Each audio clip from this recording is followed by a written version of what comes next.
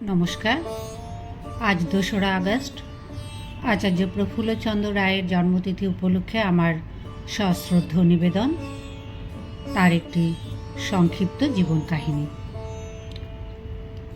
ভারতের শ্রেষ্ঠ রসায়ন বিজ্ঞানী, এক অত্যাশ্চর্য আদর্শমণ্ডিত পুরুষ আচার্য প্রফুল্লচন্দ্র রায়।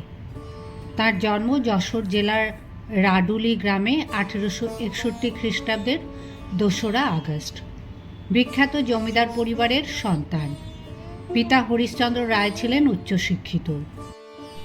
জননী ভুবনমোহিনী দেবী পরিশীলিত মানসিকতার স্নেহময়ী মহিলা। 7 ভাই বোনের মধ্যে প্রফুল্লচন্দ্র মধ্যম। বাল্যকাল থেকে শরীর রুগ্ন কিন্তু মন তেজোদ্দীপ্ত। 1870 খ্রিস্টাব্দের হরিশ্চন্দ্র সপরিবারে কলকাতায় চলে আসেন ও এখানে থাকতে মনস্থ করেন। প্রফুল্লচন্দ্রকে ভর্তি করে দেওয়া হয় হেয়ার স্কুলে। পাঠ্যপুস্তক ছাড়াও তিনি বাইরের প্রচুর বই পড়তেন। তার আগ্রহ ছিল প্রত্নতত্ত্ব, ইতিহাস, ইংরেজি, গ্রিক ও ল্যাটিন ভাষার প্রতি। 1879 খ্রিস্টাব্দে এন্ট্রান্স পাস করেন প্রথম বিভাগে। তারপর ভর্তি হন মেট্রোপলিটন ইনস্টিটিউশনে। সেখানে তখন ইংরেজির অধ্যাপক ছিলেন রাষ্ট্রনায়ক সুরেন্দ্রনাথ বন্দ্যোপাধ্যায়। 1880 খ্রিস্টাব্দে FA পাস করে প্রফুল্লচন্দ্র BA পড়বার জন্য ভর্তি হলেন প্রেসিডেন্সি কলেজে। এখানে কেমিস্ট্রির অধ্যাপক আলেকজান্ডার পেজলারের প্রভাবে তিনি রসায়নবিদ্যার প্রতি বিশেষভাবে আকৃষ্ট হন। প্রফুল্লচন্দ্র কৃতিত্বের সঙ্গে BA পরীক্ষা উত্তীর্ণ হন ও গিল ক্রাইস্ট বৃত্তি লাভ করেন। 1880 খ্রিস্টাব্দে উচ্চতর বিদ্যালাভের জন্য প্রফুল্লচন্দ্র ইংল্যান্ডের উদ্দেশ্যে রওনা দেন। ইংল্যান্ডের এডিনবার্গ বিশ্ববিদ্যালয়ে তিনি ভর্তি হন বিশ্বখ্যাত রসায়ন বিজ্ঞানী ক্রাম ব্রাউনের সান্নিধ্য লাভের আশায়। 1885 খ্রিস্টাব্দে এডিনবার্গ বিশ্ববিদ্যালয় থেকে তিনি কৃতিত্বের সঙ্গে BSc পাশ করেন। তারপর মৌলিক গবেষণার জন্য ওই বিশ্ববিদ্যালয় থেকেই তিনি DSc ডিগ্রি পান।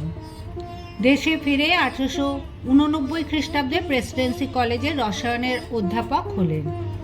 সেখানে তিনি সহকর্মী হিসেবে পেয়েছিলেন আচার্য জগদীশচন্দ্র বসুকে।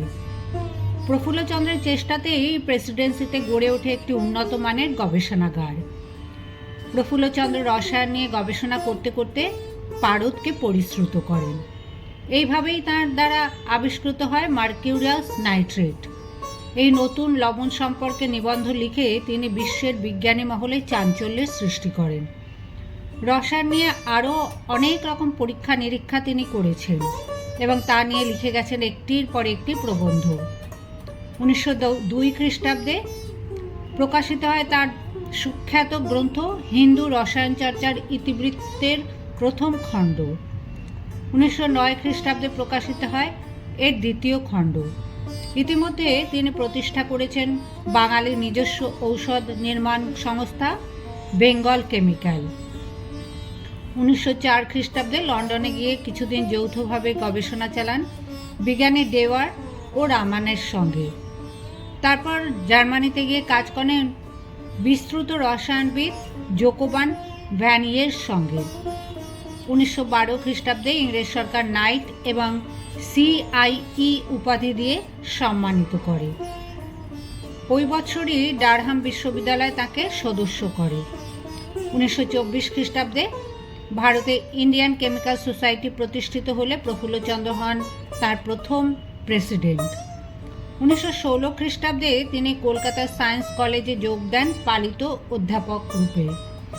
কর্মবিমুখ বাঙালি জাতিকে ব্যবসা বাণিজ্যে ব্রতী হবার জন্য প্রফুল্লচন্দ্র রায় বারবার আহ্বান জানিয়েছেন। বিখ্যাত হোমিওপ্যাথিক চিকিৎসক মহেশ ভট্টাচার্য তার সংস্পর্শে এসে বাণিজ্যে রত হন। 1900 খ্রিস্টাব্দে বঙ্গীয় সাহিত্য সম্মেলনের তিনি মূল সভাপতি হয়েছিলেন। প্রফুল্লচন্দ্র রায় ছিলেন অকৃতদার। বহু অর্থ তিনি দান করে যান বিভিন্ন সেবা প্রতিষ্ঠানে। বহু দরিদ্র মেধাবী ছাত্র তার কাছ থেকে অর্থ সাহায্য পেতেন। 16 জুন 1944 সাল এই দেশপ্রেমী মানবপ্রেমী উদারচিত্ত প্রতিভাদীপ্ত বিজ্ঞানী শেষ নিঃশ্বাস ত্যাগ করেন।